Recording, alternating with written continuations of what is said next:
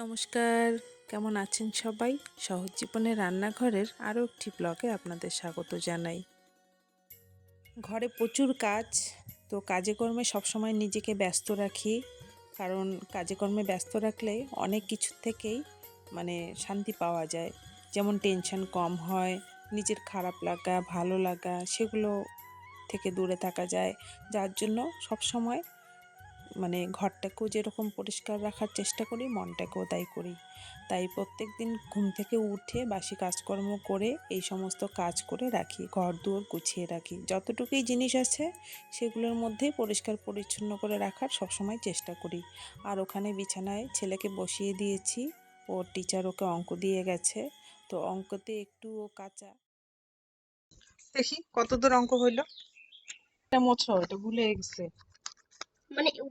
এই লাইনটা হ্যাঁ, এই শূন্যটা ঠিক আছে, এটা মোছো। 51, 52, 53, 54, 55। যা ডিস্টার্ব হচ্ছে কারেন্টের, দুদিন থেকে তো কারেন্ট নেই। ভাবছিলাম দিনে আসছে যাচ্ছে, তো রাত্রে মনে হয় আসবে, তো এই করে তো বরফ প্রচুর ভিতরে হয়ে যায়। তো রাত্রে ওগুলো ফেলিনি, সকালবেলা ঘুম থেকে উঠে দেখি রান্নাঘর তো জলে ভেসে গেছে, আর দেখুন বরফগুলো কীরকম গলে গলে গেছে। তাই ভাবলাম জলটা পড়তে থাকবে, তাই বরফগুলো বের করে ফেলে দিলাম, আর বস্তাটাও ধুয়ে দেব। আর কতগুলো ডাঁটা তুলেছি কচি কচি, তো শাকগুলো ভাবছি খাবো, তাই কলে ধুয়ে নিলাম। আমি সবসময় শাক কলেই ধুই, কলে ধুলে কি হয়, খুব পরিষ্কার করে ধোয়া যায়।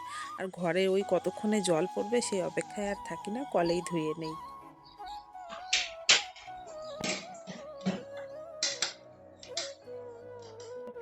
কি মাছ আনছো? পলি মাছ। পলি কাইটে আনছো? না, সেটা কি আনছি? কি? ওই তো ছুঁয়ে।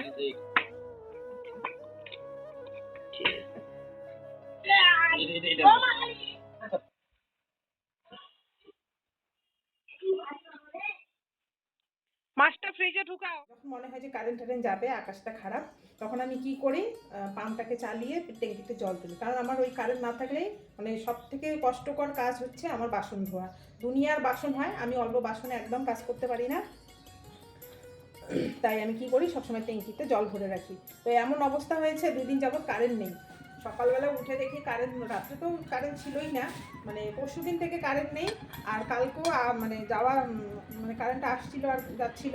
তো ওই টেনশনে ভাবছিলাম চলো ঠিক আছে, এরকম তো কারেন্ট যায় না, 2 দিন যে কারেন্ট থাকবে না এটা তো আমার ভাবনার বাইরে ছিল। তো কালকেও কারেন্ট আসেনি, আজকেও সকালবেলা আসলো, অনেক দেরি করে, সকাল 10টা বাজে তখন আসলো। তো এত বাসন আমি ঘরেই ধুইলাম, কারেন্টটা আসছে, জল টল তুলে তারপর ধুইলাম। তো প্রচণ্ড টেনশন হচ্ছিল। তো যাই হোক, এদিকে কাজকর্ম সব কিছু শেষ হয়ে গেল। আর মা ফোন করলো মাত্র, ফোন করে বললো যে আমাদের বাড়িতে আত্মীয় আসবে, আমার মামা মামি ভাইয়ের বউ আরও কে আসবে জানি না, আজকে আসবে। তো ওরা খাবে হচ্ছে ঝিনুক, আমার বাবার বাড়ির পুকুরে ঝিনুক আছে। তো ওই ঝিনুকগুলো তুলে দিতে হবে, কারণ মা পারে না, দিদাও শরীর ভালো না, বাবা তো বাড়িতে নেই। তো আমাকে ফোন করে বললো যে তুই তাড়াতাড়ি আয়, এসে ঝিনুকগুলো তোল। গিয়ে ঝিনুকগুলো তুলে দেই, তুলে তারপর বিকেলে আবার চলে আসবো, আপনাদের দেখাবো কীভাবে ঝিনুক তোলে। অনেক দিন পরে ঝিনুক তুলবো জানেন, সেই ছোট্টবেলায় তুলছিলাম আর আজকে তুলবো। মা বললো যা রান্না করেছি এগুলোই খাস, তো ঘরে রান্না করতে হবে না, ঘরে রান্না করলে তোর দেরি হয়ে যাবে ঝিনুক তুলতে। কিন্তু বর এসে বললো যে না, মাছ যখন এনেছি কাটা বাছাই আছে, তো তুমি একটু মাছের ঝোল ভাত করে যাও।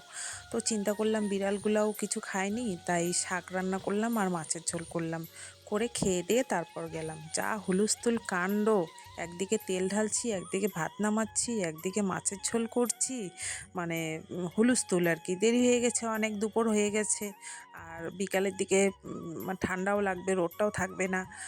আর এখানে ঠাকুর ঘরটা পরিষ্কার করে যাচ্ছি, যদি আমার আসতে দেরি হয় তাহলে সন্ধ্যা দেবে ওরা, বাবা বা ছেলে। আর সন্ধ্যা দিতে গেলে ফুল টুল ওরা কিছুই ফেলায় না, তাই আসনটাকেও পরিষ্কার করে রেখে এখন যাব আমি বাবার বাড়িতে। তুমি থাকো, হ্যাঁ, দুষ্টামি করো না, যাও। বাই বাই বাবা। 25 টাকা আইসক্রিম খাওয়াই দিয়েছে। ও মা, আমাদের আইসক্রিম খাওয়া পাশে করে সব তোরা খাওয়া, হ্যাঁ? থাকো, সরো টাটা। ডিগ্রি পার নিয়ে যাবো, শামুক করে বুয়ার ইয়ে করবো। হ্যাঁ মোবাইল হ্যাঁ, অপর পাত্তা দেও। চল। কে তাড়াতাড়ি তুই ব্যাগ ধরবু, তুই ব্যাগটা ধরবু।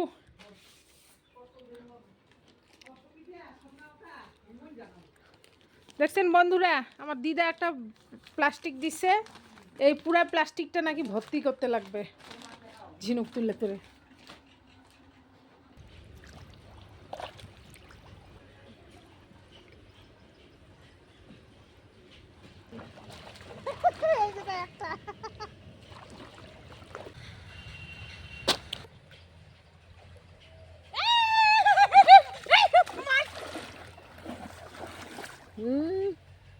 জ্বালা মাছও পাবো।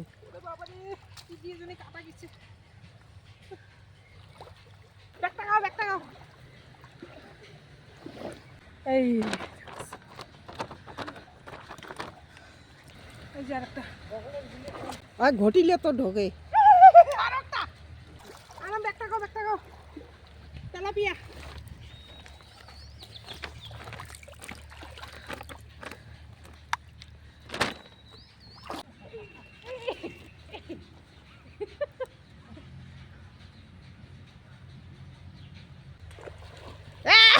ওইটা পাই যেন।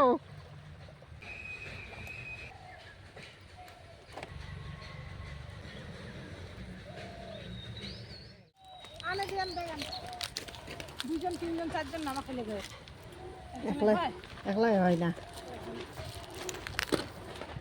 দেখতে আজকে পুকুরে নেমে যা মজা হলো, মানে সারা শরীরে বারবার শুধু ছোট মাছ বড় মাছ, একবার পায়ের তলায় একবার পায়ে একবার ঘাড়ে, মানে মাছে মাছ, ঝিনুক ঝ্যান্তার মাছই তুললাম কতগুলো। এই যে দেখুন লাস্ট ঝিনুক 3টা তুলে নিয়ে আসলাম।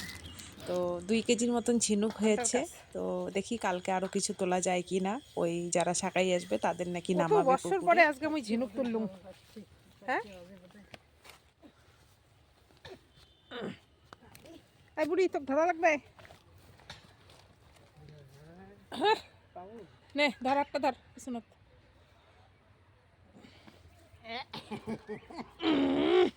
চলো অনেক বছর পরে এভাবে আমি পুকুরে নেমে ঝিনুক তুললাম, খুবই আনন্দ লাগছে। থাক, আর জলে শরীরটাও ধরে কেমন রাখ। একটা যেন গন্ধ এবার হয়ে গেছে, এইটাতে কাদা। ঝুলিয়ে রাখ যাই না। হোক স্নান টান করে ফ্রেশ হয়ে নিলাম। আর মামিরা তো হবে না? চলে আসছে, ফোন করলো।